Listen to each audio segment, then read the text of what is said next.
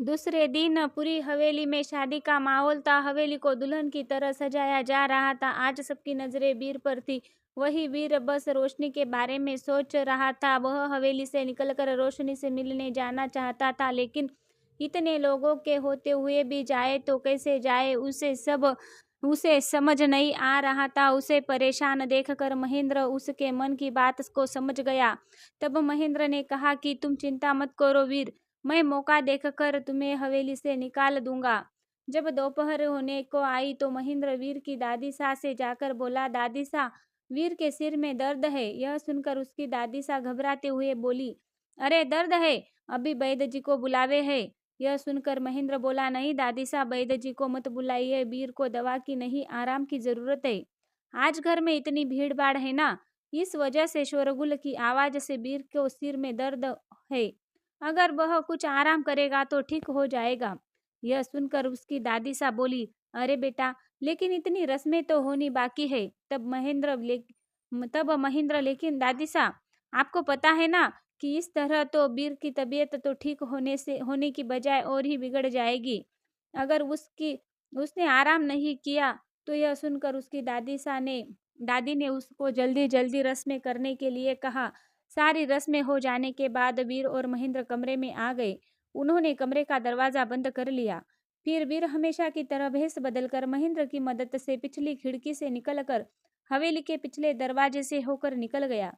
वह सीधे जंगल में गया, लेकिन उसे रोशनी कहीं दिखाई नहीं दी। वह वीर ने जगह जगह जाकर रोशनी को आवाज लगाई, लेकिन रोशनी का कोई पता ना लगा। उसने सारा जंगल छान मारा, लेकिन उसे रोशनी कहीं नहीं मिली। जिस तरफ से रोशनी आती थी उस तरफ भी वीर गया, लेकिन वहां पर ना कोई कबीला था और ना ही रोशनी। फिर के कुछ समझ में नहीं आ रहा था। वह काफी थक चुका था। वीर उसी शिला पर जाकर बैठ गया जहां पर वह रोशनी से अक्सर मिला करता था। उसे रोशनी की बहुत सी यादें सता रही थी। वीर रोशनी से मिलने के लिए उतावला हो रहा था। उसका मन कर रहा था कि रोशनी बस उसे एक बार मिल जाए तो वह उसे कभी अपने आप से दूर ना होने दे। यह कहते हुए उसकी आंखों में आंसू आ गए कि रोशनी, बस एक बार आ जाओ। मैं यह विवाह नहीं कर सकता। मैं तो सिर्फ तुमसे ही प्यार करता हूँ। अपनी जान से ज्यादा। मैं तुम्हें खोकर ना तो मैं तुम्हें ठेस पहुंचा सकता हूँ और ना तुम खुद तुम्हारे बिना जी सकता हूँ। रोशनी आ जाओ। लेकिन काफी इंतजार करने के और काफी ढूंढने के बाद भी वीर को रोशनी नहीं मिली। तो वीर थक हार कर वह घर वापस आ गया। उसे परेशान देखकर महेंद्र ने वीर से रोशनी के बारे में पूछा तो वीर दुखी होते हुए बोला, पता नहीं महेंद्र, रोशनी कहाँ है, मेरे तो कुछ समझ में नहीं आ रहा। जिस तरफ से भी वह आती थी वहां भी कोई कबीला नहीं है। अगर रोशनी मिले तो कुछ हो, लेकिन अब क्या कर सकते हैं। रोशनी कहीं मिल ही नहीं और कल मेरा विवाह है। महेंद्र, मेरे समझ में नहीं आ रहा है कि मैं क्या करूं। मेरा मन ऐसा करता है कि मैं यहाँ से उठकर इतना दूर चला जाऊं कि कोई भी वहां ना हो। मैं जबरदस्ती यह विवाह नहीं कर सकता। मैं रोशनी से प्यार करता हूँ, तो किसी और की मांग में सिंदूर कैसे भर सकता हूँ। तब महेंद्र बोला, मैं जानता हूँ वीर, इस समय तुम पर क्या गुजर रही है, लेकिन दादी सा के बारे में भी तो सोचो। अगर तुमने उसे मना किया यह विवाह करने के लिए और दादी सा को कुछ हो गया तो क्या तुम अपने आप को कभी माफ कर पाओगे। यह सुनकर वीर बोला, महेंद्र, यही तो एक मेरी मजबूरी है ना। मैं रोशनी को खो सकता हूँ, ना दादी को, लेकिन रोशनी वह भी पता नहीं कहाँ है। उसका भी कोई पता नहीं चल रहा है। मैं क्या करूँ। तब दरवाजे को खटखटाने की आवाज आई तो महेंद्र ने दरवाजा खोला। सामने वीर की मासा खड़ी हुई थी। वीर अपनी मासा को देखकर मुस्कुराने की कोशिश करने लगा। तब वीर की मासा बोली, बेटा, अब कैसी तबीयत है थारी। तब वीर बोला, मासा, हाँ मासा, अब थोड़ा ठीक है। तब वीर की मासा बोली, तो बेटा जल्दी से बाहर आ जाओ, कुछ रस्में और करनी है। यह सुनकर वीर बोला, जी मासा, और वह कुछ देर में तैयार होकर बाहर चला गया। उसे इस तरह परेशान देखकर उसकी दादी सा बोली, हुआ बेटा, क्या हुआ बेटा, इतने परेशान लग रहे हो। यह सुनकर वीर बोला, कोई बात है दादी सा, समझ में नहीं आ रहा है कि क्या सही है क्या गलत है। करने से मना करता है, दिल गलत दिल करने से मना करता है तो दिमाग करने के लिए कहता है। कुछ समझ में नहीं आ रहा कि क्या सही है और क्या नहीं। यह सुनकर वीर की दादी सा उसके सिर पर हाथ फेरते हुए बोली, चिंता मत करो बेटा। अरे ऊपर वाले की मर्जी के बिना तो एक पत्ता भी नहीं हिलता।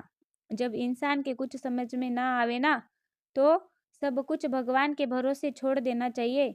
उसे जो सही लगेगा वह करेगा। यह सुनकर वीर के चेहरे पर मुस्कान आ गई। वह सोचने लगा, दादी सा सही तो कर रही है। अगर मेरा विवाह मेनका के साथ होना लिखा है तो मेनका के साथ ही होगा, और अगर मेरा जीवन सिर्फ रोशनी का प्यार लिखा है तो उसकी जगह और कोई ले नहीं सकता। अबीर ने सब कुछ भगवान के भरोसे छोड़ दिया था कि वह जो करेगा अच्छा ही करेगा। आज वीर का विवाह था। पूरी हवेली के साथ पूरे गांव में उत्सव का माहौल था। चारों तरफ चहल पहल मच रही थी। लोग खुशी से फूली नहीं समा रहे थे, लेकिन वही वीर अपने कमरे में उदास बैठा हुआ रोशनी के ख्यालों में खोया हुआ था।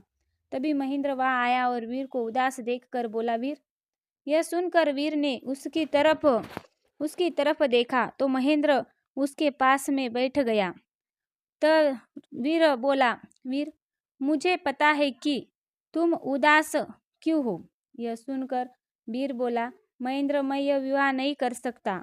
महेंद्र, मैं चाहे कितनी ही कोशिश कर लूं, लेकिन मेरा मन यह विवाह करने के लिए राजी नहीं है।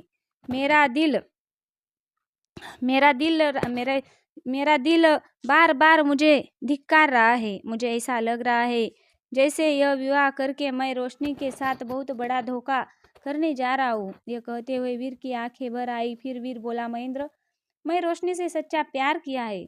मैं रोशनी के लिए अपनी जान भी दे सकता हूँ।